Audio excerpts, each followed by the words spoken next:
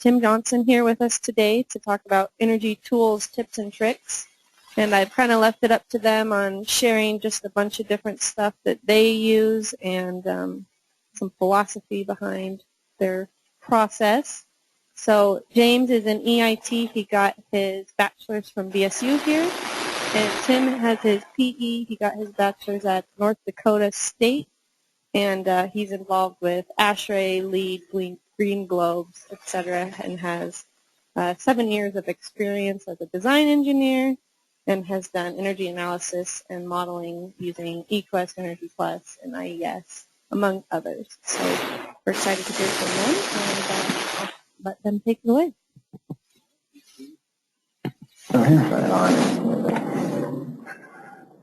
Going on. All right, so let me try this out. Tend to keep it real informal today. You guys have probably seen a lot of these tools before, so if you've seen them, just tell us, move on, or if you want to dive deeper, just let us know, and we can do that. So first, we want to talk about why model, and of course, the obvious answer is we're really ridiculously good-looking, right? But so there's some debate as to whether or not we should keep that one in here. That's a standard joke, and I mean it's a concept though that I think that needs to be addressed every time. I don't know how many times I've talked to people, even within my own company, say, yeah, let's model this. And I say, well, why are we modeling it? What are we trying to get from it? And they just look at me with this blank look on their face. So trying to figure out what the intent of the model is up front is real important.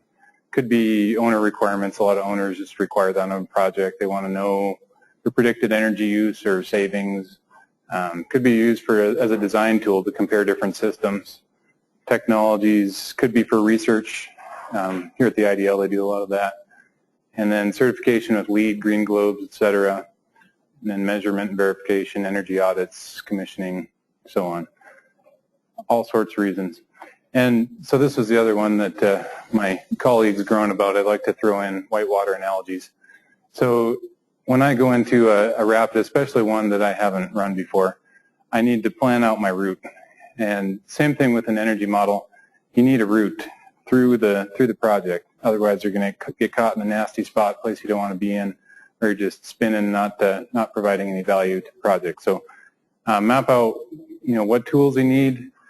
What accuracy is important on the project, and what do you want to figure out? So you can kind of map your way through the project. Maybe up front you need to do some real rough comparisons, and then later on you need to be more specific so you can actually document performance and give an idea of where the project's going to land in terms of EUI. Let's go to the next one. Oh, sure. So, this is a good one. If you are working for a client, or your company's working for a client, do they have you look up a hourly estimate of time of what that would cost? Okay. Sure. Yep. For the future, we might as well have for online documents. Okay. So the question is, do clients ask for a budget cost estimate for energy modeling? And the answer is sort of. A lot of times it's just grouped in with mechanical budget or architectural. As a company, we've been trying to set it aside because it is a significant portion in some cases, and it's good for project managers and owners to know what we're doing there. So I would say yes, it's something we ought to have in there. James, next slide. So then the next question is, what's the right tool for the job? And it all depends on that path through the rapids you're taking. What do you want to do with this energy information? Maybe we just want to benchmark. We don't really need to do a full energy model. We can use some rules of thumb and get some numbers off of Target Finder or something like that. We'll go into that a little bit later. Maybe we're just looking at climate and all we need is weather data and we can come up with some quick spreadsheet calculations. Maybe we're trying to do a life cycle cost and there's separate tools for that. I'm not going to go into energy modeling software tools today, but there's a handful of them down there. In my personal opinion is there are certain pros and cons to each one, And it's more a factor of how proficient you are with the tool than how accurate the modeling program is, unless you're getting into heavy research, and there's some definite advantages to certain tools over others. But for the most part, they all do more or less the same thing. And I also wanted to highlight the IDL tools. I think these guys have gone over those before. But the building metrics labeling, it uses Energy Star and a few other metrics to gauge a building. Kind of some cool graphics for showing owners and specifically local projects. And then they also have a suite of spreadsheet tools for calculating balance point, cross ventilation, etc. And these are things that energy modeling software programs really don't do very well. So using these spreadsheets is really pretty handy in a lot of cases, and all those are for free on the IDL website, so check those out. They also have a quality control, quality assurance form. It comes in handy for double checking your results when you're done, making sure all your ducks are in a row. And then that Excel to IDF. I don't know if you guys are familiar with Energy Plus, but the input is kind of tedious, and working with Excel can make that a lot easier. So do it in Excel and then export it straight to the Energy Plus file. So take a look at those tools when you have a chance. Go ahead, James. So then climate, the first step in almost all projects, to understand the climate you're dealing with, because you can learn a lot. And it looks kind of ugly, but up top here, this scatter plot of 8,760 hours of weather data. This is typical meteorological year, which is available at a several different sites. I can get you links if you're interested. But anyway, just plot that against the year, against time, and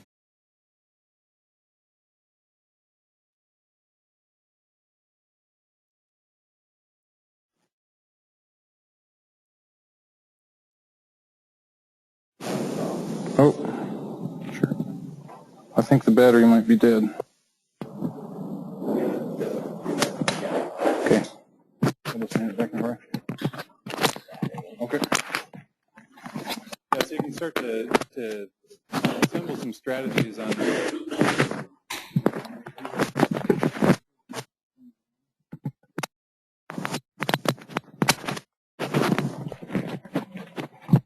Good?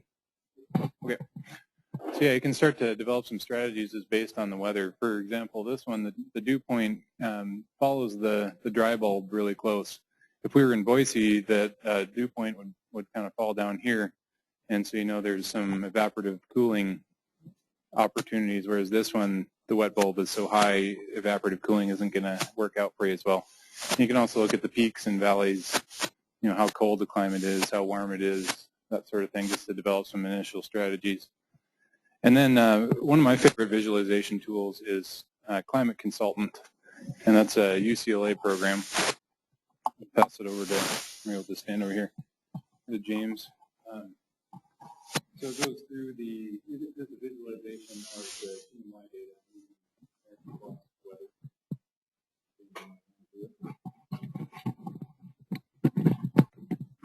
So this is how all that data that has already been plotted in. This is just, you can choose the different comfort models you want to use. Some people work in California, so you have to do the California code. You can do ASH.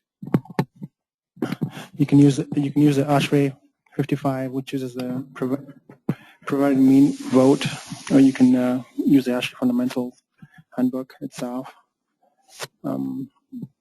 This is just a representation of what it covers. It has the comfort, sun shading, high thermal, and direct evaporative cooling. So basically, this is all the information that will go into all the data that we pulled in and populated into this one table.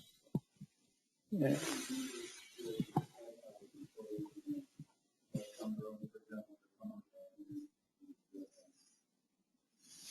And yeah, this is just a representation of the temperature range. Some of the monthly, say, dry bulb and comfort zone itself. Radiation, so how the sun shines and illumination range, sky cover. A little bit of data overload here, but you'll just have to pick the ones you like. Going through. Yeah, ground temperature. We'll get to something everybody uses this. Okay.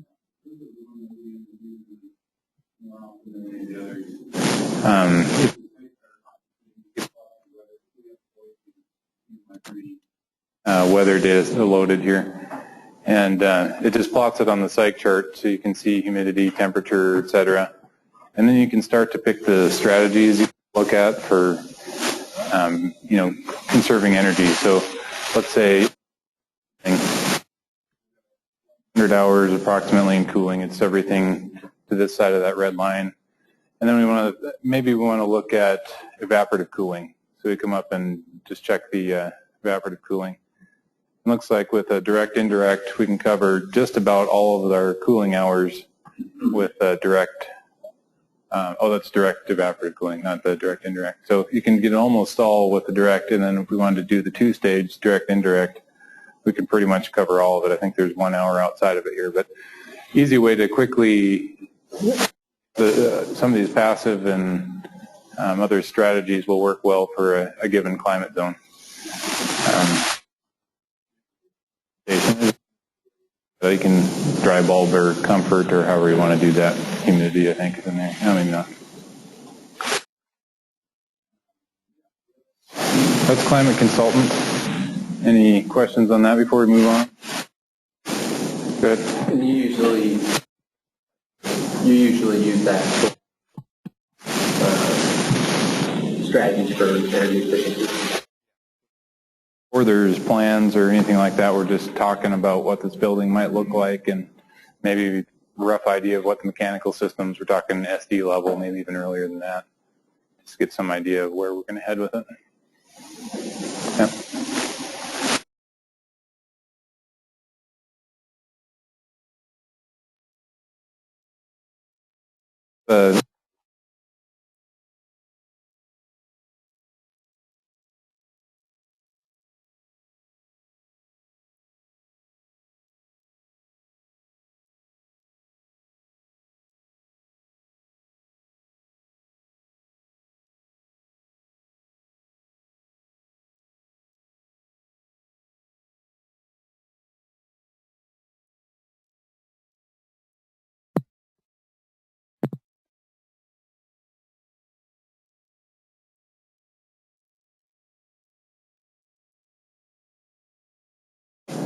I mean, it all depends on the climate you're working in. So in Boise, obviously it's the same every time, but so it doesn't react to building type unless you change your comfort parameters quite a bit.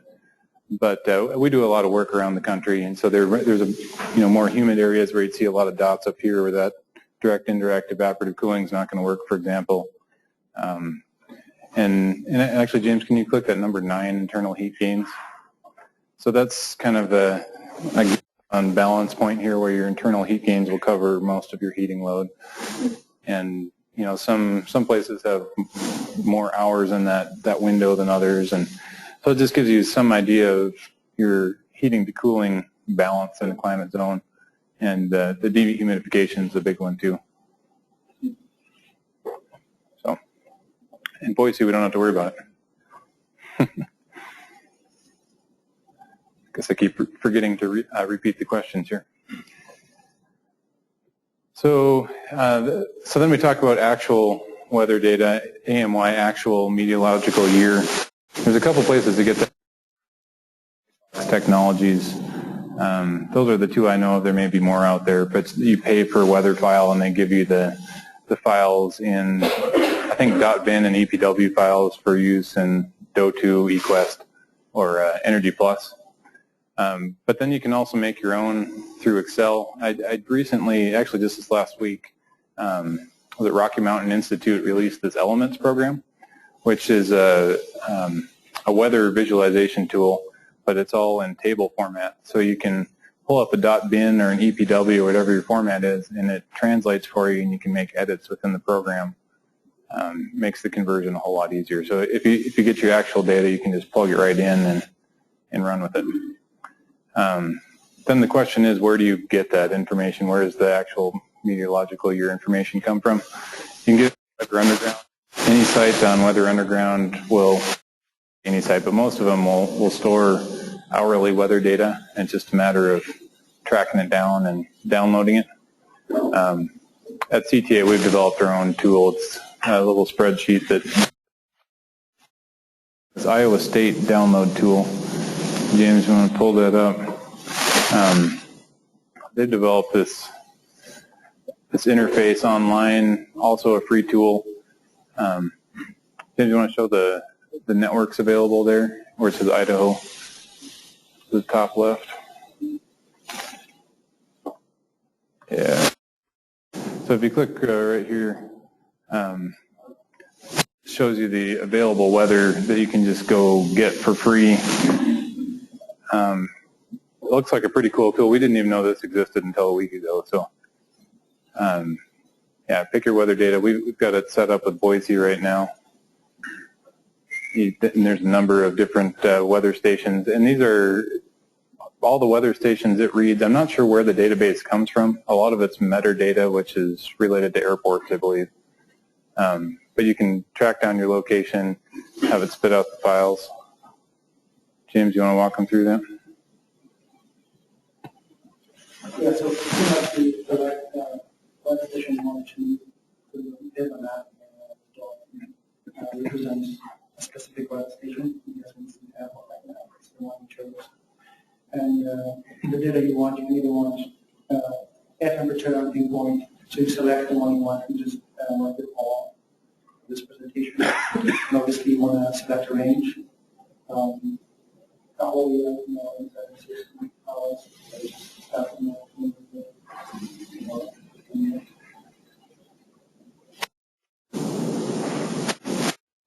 And then once you've loaded all that, you select your time zone, and this is just options on how you want the data to be populated. Then you just hit get data, and this is how it will look like. Yeah, it spits it out real easy. It's really a lot faster. Weather Underground, step at a time. They won't give you a year and hourly data just immediately. You have to download it in steps. But you will notice that this isn't the same format as a .exe or a CSV file. So if you are converting it to an energy modeling weather file, you'll have to watch your formatting. Also, a side note, EPW, if you change the file extension to CSV, you can just open it up in Excel and edit it. Paste them in so that format stays consistent. And then if you're an eQuest user, there's an EPW to .bin converter out there on the eQuest website. I've got that in my links there too. But another thing here, I think M represents missing here. When you download this actual weather data, there are going to be holes in it. And it's not going to run in an energy model if you have holes in it. So trying to figure out how to patch that is the trick. And you could just set up an algorithm to automatically do it for you if you're an Excel wizard, or it's copying from the TMY data, or however you want to do that. But just keep that in mind when you're going through those. So that's weather data. Any questions about weather? It looks like someone goes to this field for finding times in the hourly. So you might Oh, it could be. Yeah. Sure. Yeah, so this is kind of new to us, so give it a try and see what you think. Might be handy. And yeah.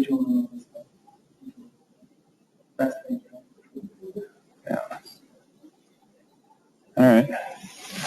So that's weather in a nutshell. What do we have next here, James? So Architecture 2030 is all based on CVEX data, which is a survey done in 2000. Everybody wants to know how a building compares to a typical building of similar conditions and climate zone. Common way to do that is the EPA. they have two tools. They have Portfolio Manager and Target Finder. And why don't we just pull those up, Dan? We have algorithms, punch in all your building data. Target Finder is built for any building that hasn't been operated yet. It's get an average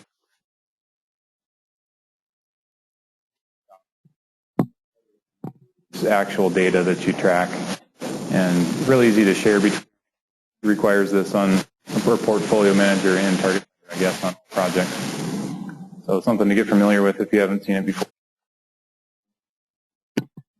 So basically, you have a site, you don't have any other information. The architects are coming to you and they want to see if you can achieve a reasonable EUI, for the Target Finder. We use the Boise location basically for us. Basically, you fill out the information, country and state, postal code, and then our country you can have this is a benchmark for everything you use, so you can just use an office space, or just use an office space. You put in gross square footage, how many physical, how big the building is going to be, space in the building. This example, when it falls, but this will look like. You could punch in energy model data there if you had it. Yeah,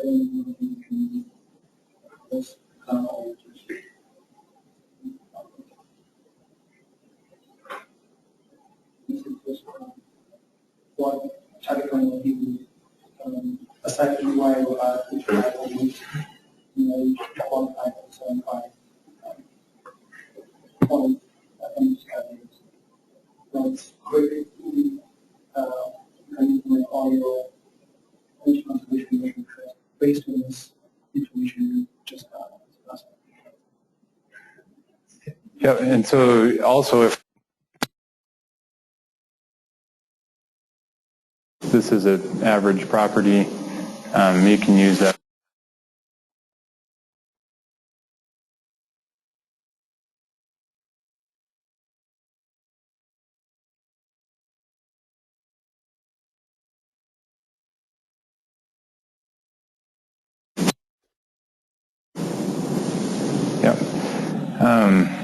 Yeah, go back to the presentation. So IDL also on the website, Katie could probably direct you, or any of these other guys. They have the CVEX data available, and this is specific to Boise. Typical office building in this valley area. I think they have, was it 5 or 6 different building types that you can look at. They'll get you typical EUIs with some examples like that. Kind of a nice tool, cool graphics. And then Lawrence Berkeley has their own benchmarking tool, Energy IQ. I've used it on a limited basis. It has some better graphics, I think, than Energy Star does. It's not quite as user-friendly, but can get you some quick benchmarking data also for Target Finder type stuff or for tracking. And it actually links up to Energy Star as well. So we haven't had a lot of luck getting that to work right. And then you can just go get the raw data from CVEX if you wanted to. They've got some tabulated data on their website, or you can just get the Excel file and sort it however you want. And then the DOE, they maintain this performance database, and that's excuse me, a real quick tool for coming up with rough numbers. Unfortunately, they are down for upgrades now, but that's kind of a cool tool. Look for that at the end of the year. And then there's obviously proprietary software that is a little more powerful than Energy Star or some of these other ones, where you can track your building performance, and it'll normalize for weather and give you, as many updates as you want and things like that. So a lot of tools out there. I think Energy Star is probably the place to start if you're just getting into it. And then moving to some calculation tools here.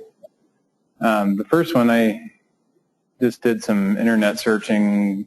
We do a fair amount of lead work. I don't know if anybody else has dealt with lead a lot, but working with the thermal comfort, it's kind of hard to figure. You can kind of plot it out on your psych chart and things like that, but it's a little bit painful. This website is set up to to do that for you. So you type in your conditions. James, you want to run with it?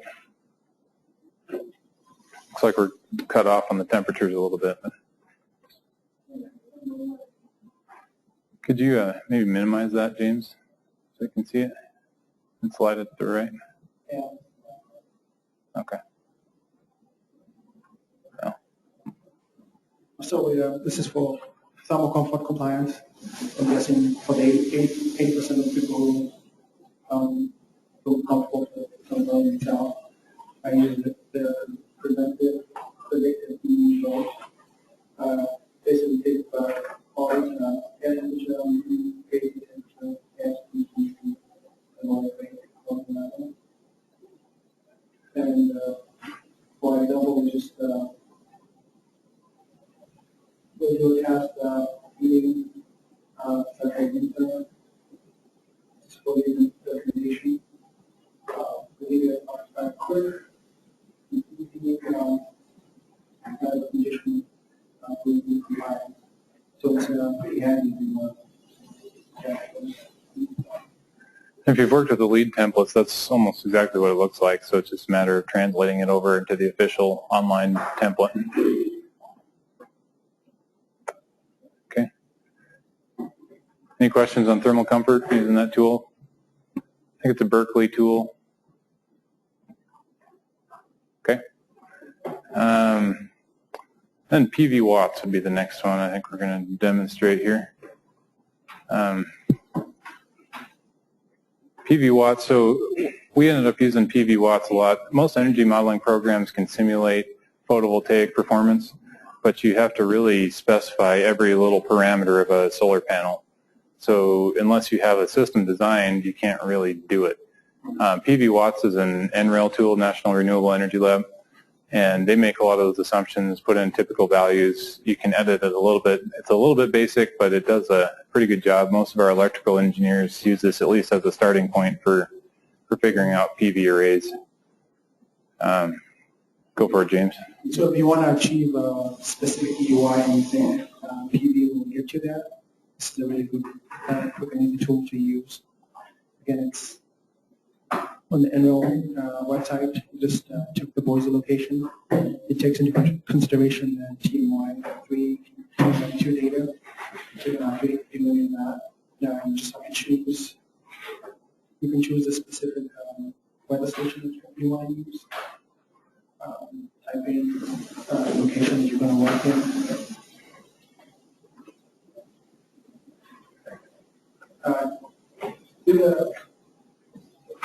For this example, we'll just use a 4 kW. In order to achieve about 4 kilowatts, you have a roof, an area of about 330 feet. So you have enough roof space for that. You have 4 kW, you have 320 feet of roof space. Each item here can give you a brief description of what the input entails. So it's a pretty easy tool to use. Just quickly check on and you can see what it covers. Just get the result. And it's quick and easy. So this is what one actually get to the energy use intensity number that you want to achieve when you think you're going to it's the equipment you want to use to do some calculation.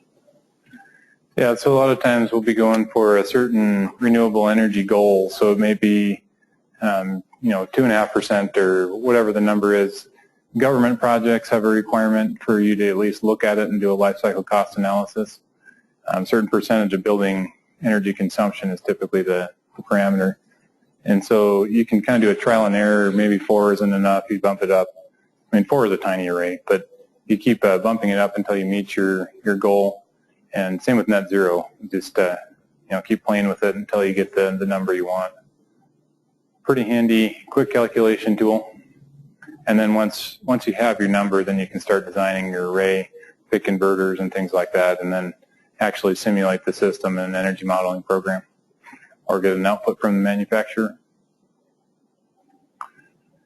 Any questions on PVWatts? No? Okay. Then the other one is RET Screen. It's kind of a sophisticated energy or Excel energy program, kind of a modeling software. It's built for modeling things that typically don't fit into energy modeling packages. For example, perforated duct, preheat, you black duct with perforated, bringing your outside air in. It does that calculation, and it'll do PV, it'll do solar thermal, a bunch of different calculations it'll do. Another free program, this one's developed by Canada, I'm not sure, the Canadian government somehow. Kind of handy for those projects when you're stuck and can't figure out how to quantify something. Won't get into that today though. Let's go to the next one. And life cycle cost. This one is an important one, and I think it's intimidating getting into it just because you look at that, it's all numbers. There's all these different economic calculations that we need to do. But it's important to do because we need to learn to speak the owner's language. We need to look at the life of our energy upgrades or whatever the measure is we're looking at. So let's open that up. There's a number of tools. This is my favorite. The DOE, I've got an Excel sheet open, James. And so the DOE maintains,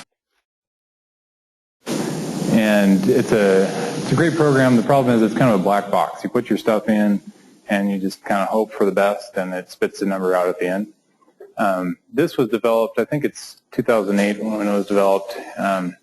It's basically the same thing, only in spreadsheet form. This is actually built into eQuest, so if you're an eQuest user, to populate the spreadsheet. But this gives you kind of a visual representation. It's editable, so you can do whatever you want with it. If you don't like their calculation method, you just change it. But you just go down the list, you pick your year, and they've got inflation escalation rates already built in.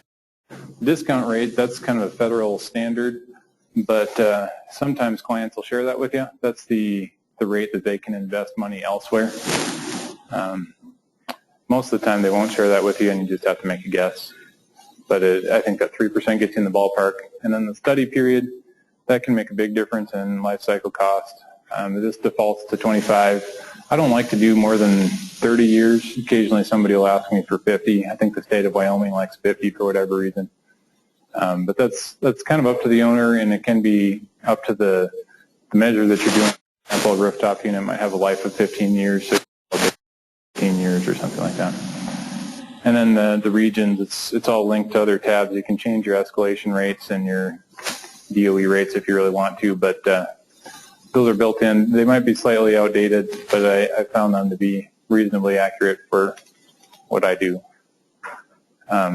Yep, so that's just the general setup. Go to that LCC0 there. Again, lots of numbers get overwhelmed with, but the keys here are the blue ones.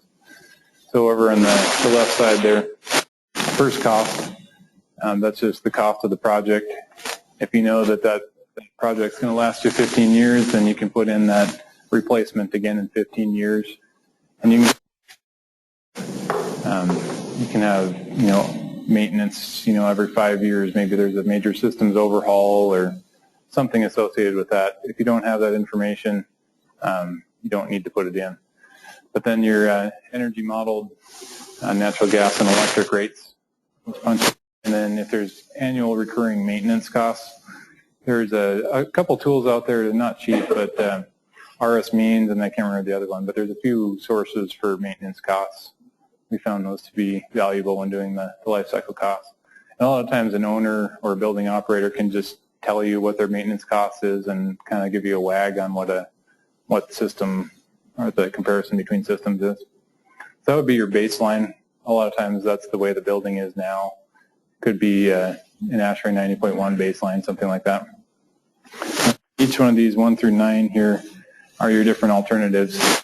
And this is just straight from do2.com, and it's a glass comparison. So they've got their base glass. Yeah, you just click on that link down at the way bottom, which says Office XP, and it opens it up for you. So go ahead and cancel here, James. Go back to the spreadsheet. So yeah, you just go through those. It's really pretty simple. If you have these values, this takes you 15 minutes. It's a really simple process. Then you go to the results summary, and it tabulates it all for you. And so life cycle cost, the basics of what it does is it brings future costs and discounts them to present value, the cost of money today. And so that's what this present value is, and you can compare all those measures, maintenance costs, everything in one group. And so in general, the lowest life cycle cost present value is the one you want to go with, if that's the owner's criteria. A lot of times there's other criteria. If you scroll over, can you scroll over to the right there, James? So it has built in the SIR, the savings to investment ratio. Working with the GSA a couple times, that was a parameter they liked. Other people do the adjusted internal rate of return, and NREL likes cost of conserved energy. Everybody's got their own parameters, so just figure out what those are. But really, it's just ways of looking at that present value. But I found this to be the most transparent tool I've seen. There's all sorts of other tools you can use. Rocky Mountain Institute has one, like I said, the BLCC5. You could make your own spreadsheet if you were so inclined. Questions on life cycle cost? No. Okay. Let's move on. Okay, this one, Harry here at the IDL presented on this maybe a year ago, and I found this to be really valuable. Just plotting out the energy signature. If you haven't, you can just go get interval data for Idaho Power, and it'll give you hourly, or maybe it's even 15-minute intervals. And then we've got against energy consumption, and especially here where humidity isn't so big of an issue, it is a really clean signature, and I would recommend taking out the unoccupied hours just because it's clutter. It's not as consistent unoccupied time. But so just from looking at this, we can find our balance point right here where it kind of flattens out. That's where we're not heating or cooling. We're plug loads and things that are driving the building energy use. We're getting cooling, and the angle here that it goes up, efficiency of the unit, that way the heating efficiency, the cooling efficiency. So as you're calibrating the model, that'll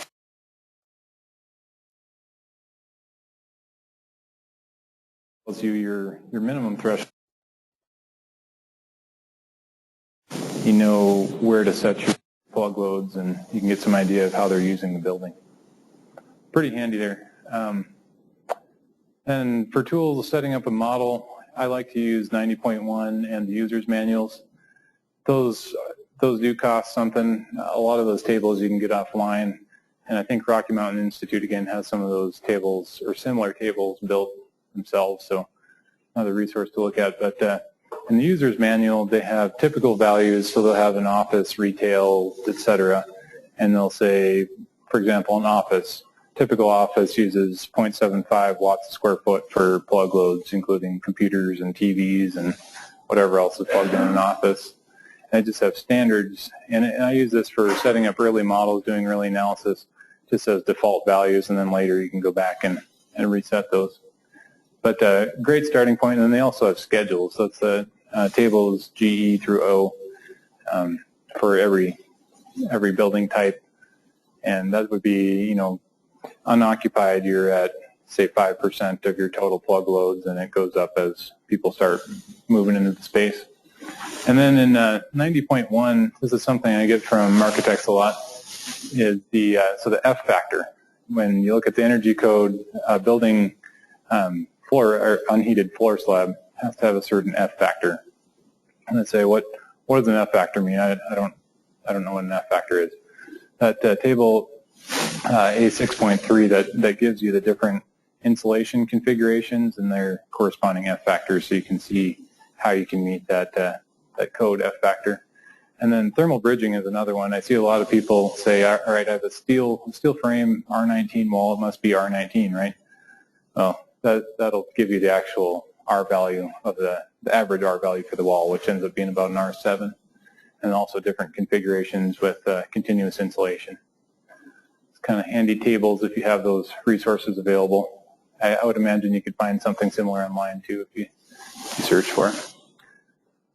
Next. All right, so then the next one here, when I set up specifically an eQuest model, the way you specify outside air is outside air per person if you ever want to look at demand-controlled ventilation. That's just the way you do it. It doesn't, for some reason, go by this ASHRAE 62 of the per person rate plus the area rate. You have to do it per person. Well, at 62.1, table 6, they've got the default people per 1,000 square feet. And if you're a little tricky with the numbers, you can figure out your outdoor air per person based on 62.1 with that area per person. And that way you have all those defaults for occupancy and for outside air built in. And so you're in the ballpark. Once again, once the building starts to be designed, then you can actually get the numbers in there. But good starting point. And then the SEER to EER is always a point of contention. You guys may have your own sources for how that conversion works. Most modeling programs don't let you put in a SEER value, the seasonal energy efficiency ratio. NREL has come up with a formula. That's the best one I've come up with. Maybe other people have better tools that they've used, but that's the one I typically use. And then the same thing with HSPF for heat pumps and heating mode. PNNL has a document that converts HSPF to COP. Yeah, I think that's all that was there. So here's a list of the links. We've got them printed out up front. If you guys want a list of all these links, let us know. But I think that about covers it. Anybody have any questions on any of these tools or have any suggestions of tools of your own?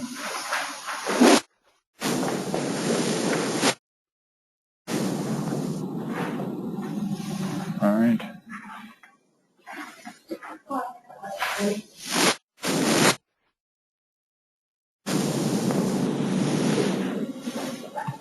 So on the climate consultant, do you typically just use that to get familiar with the climate that the project's in? Yeah, take exactly. A quick look at it up front. And then... Yeah. Actually, James, can you pull that up real quick? Do you have that up still? Climate consultant. Hit next again. There's one more slide in here, or I guess next one after that. So this is one that, and I think it's kind of information overload, which is typical for climate consultant, but the architects are always looking for windrows, and where you put the doors, where you put intake louvers, exhaust louvers, things like that. And it'll take you a couple minutes to figure out what we're actually showing here, but you know, wind primarily from this direction and that direction, and it shows you your peaks, temperatures when it occurs, and things like that. That's another tool like that. It doesn't look pretty, but it gives you a lot of information. Maybe not at a glance, but it's there. You can sort it by humidity and temperature and number of hours and things like that. So, yeah. Does that answer the question? Yeah, I mean, I think there's a lot to be gained at just looking at climate data before you jump into any kind of energy model. Gives you, especially as you do it on every project, you start to see trends that if you're within this range, that maybe we got to start looking this direction, or look at evaporative cooling, or maybe I just know that the balance point is going to be about here, so this is going to be a heating dominated building versus a cooling dominated, things like that. Have you guys used a lot of these tools before? This new to anybody? Here and there? Okay, good. Yeah, I found one on just a at-a-glance weather site called weatherspark.com. Weatherspark.com. You can put any city in it, okay, and it comes up. And it gives you graphs, and you can go into you select RH and wind speed and dry bulb, all these different, and then it goes back to like the 1950s. Oh. And so it's, if you just want to go, you can do 1 year at a glance, quarter at a glance, day at a glance. It's pretty handy just to go get a real quick idea of highs, lows. Because it's really hard, a lot of these, to find a dry bulb and a wet bulb together for like a design temp. They usually just give you a dry bulb. Sure. And so I thought that was pretty handy. Weatherspark.com, I'll check it out. Cool. Do you guys use life cycle cost? Do you have tools that you use for that? I found that to be really underutilized. It's a fairly simple calculation, and I think it means a lot to owners, but don't see it used a whole lot. Okay.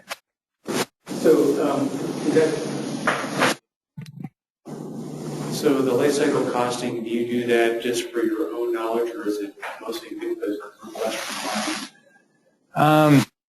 Well, so every government project requires it for, usually for mechanical systems and for renewable energy. So that's kind of how we got into it. And then for retro commissioning, we use it a lot. We'll go into a building and we'll do an energy audit, and we'll propose some measures. We'll do some energy modeling, get some results back, and we can show them a payback. And we'll just go beyond the simple payback. That's a lot of times what they see. But if you look at all these different rates, I think it gives them a better picture.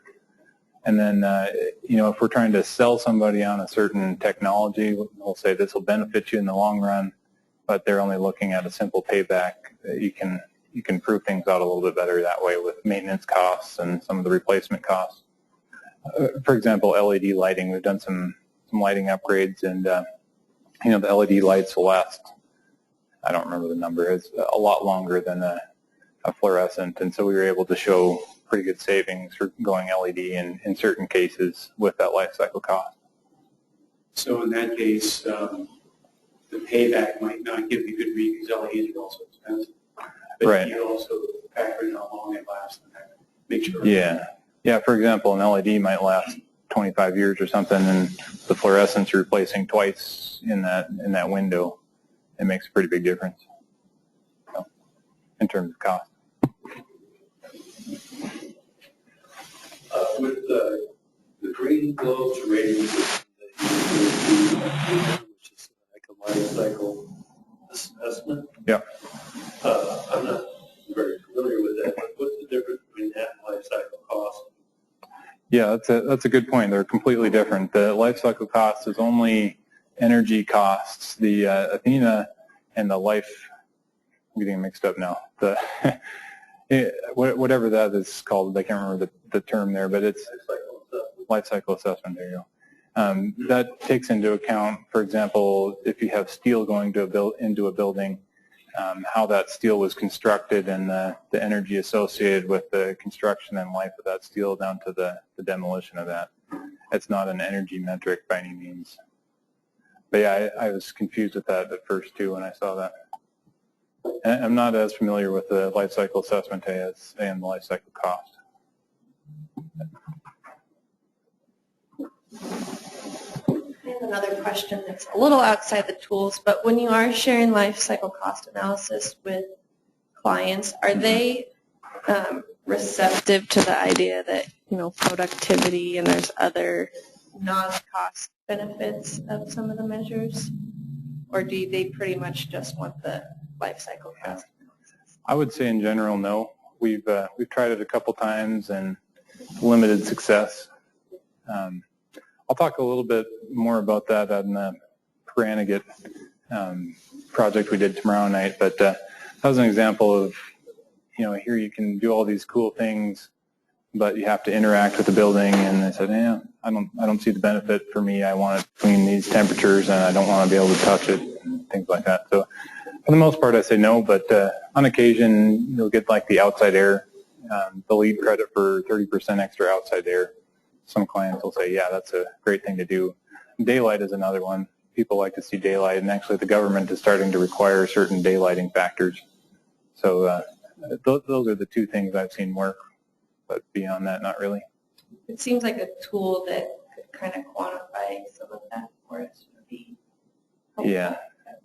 Yeah, I mean, getting the benefit numbers is the challenge there. Yeah.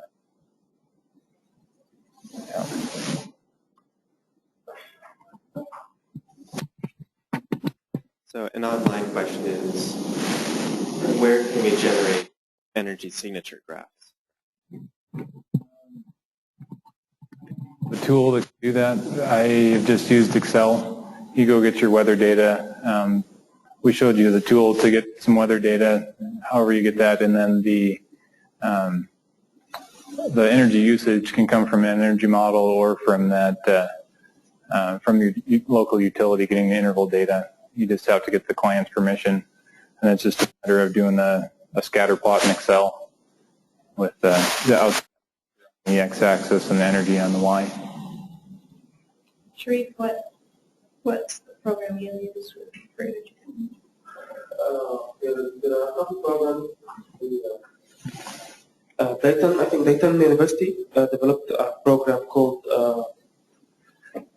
Energy Tracker, that you can, if you give it spreadsheets with weather information and your building's energy consumption, whatever you get it from model or from the utility company, and the program will plot them together and does linear regression. Even doesn't only plot the scatter plot, plots the data and then does a linear regression and gives you the two slopes you talked about in your slide. There's another software, I think also developed by the same people, called Energy Explorer. Okay. That so eTracker and Energy Explorer are both, I'm pretty sure, developed by the same people. But Energy Explorer has it looks different and has some different capabilities, but they both can produce the energy signature for you in terms of not only a scatter plot. It will do the linear regression and gives you slopes and the balance point. Right. So yeah, those two programs are free to download. Just look them up online and you can download them for free. Okay. Yeah, that's great information. Perfect. Anyone have anything else? All right, well, let's thank James and Tim, and thanks, guys. Thank you. And then please fill out your